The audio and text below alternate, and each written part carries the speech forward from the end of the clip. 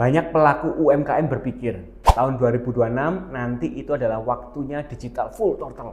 Semua serba AI, semua serba iklan berbayar. Tapi kenyataannya, nggak semua bisnis kecil bisa langsung ke sana.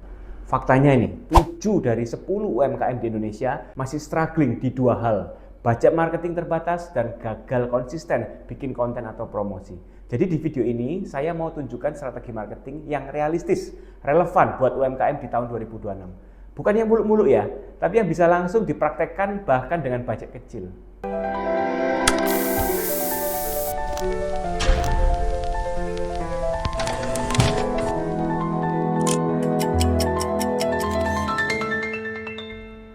Tahun 2026 nanti, kondisi pasar makin padat. Semua orang jualan online. Tapi masalahnya bukan jualan di mana, tapi bagaimana cara jualnya.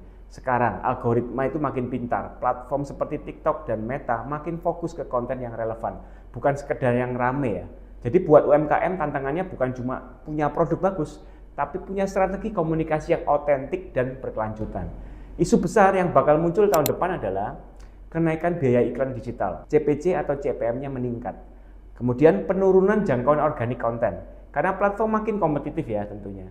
Kemudian konsumen makin skeptis. Mereka nggak mudah percaya yang brand baru khususnya tanpa human touch. Strategi pertama yang paling realistis, bangun personal brand pemilik usaha.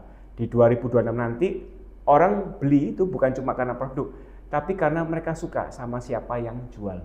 Contoh di TikTok, banyak UMKM yang berhasil bukan karena iklannya yang keren, tapi karena pemiliknya sering muncul, cerita prosesnya, dan interaksi langsung sama audiens. Jadi kalau kamu pelaku UMKM, mulailah tampil di depan kamera. Ceritakan kenapa kamu memulai usaha ini. Tantangan yang kamu hadapi itu apa?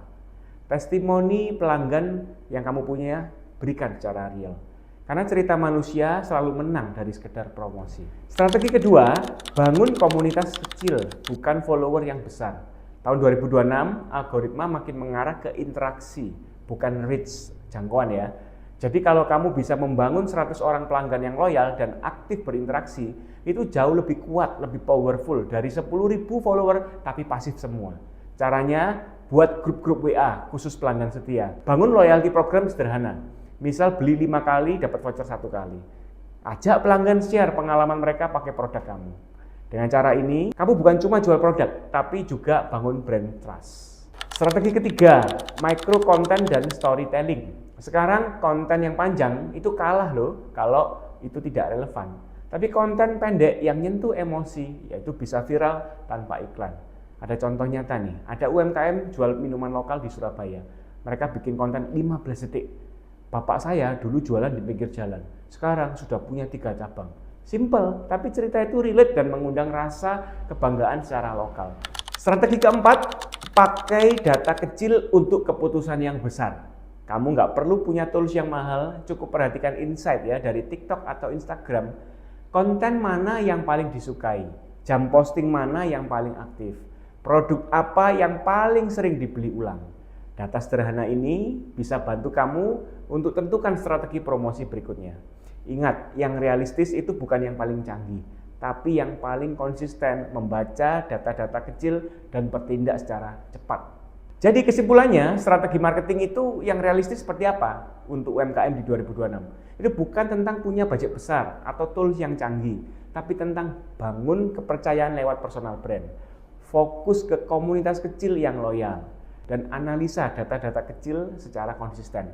Karena pada akhirnya, bisnis kecil menang bukan karena besar, tapi karena dekat.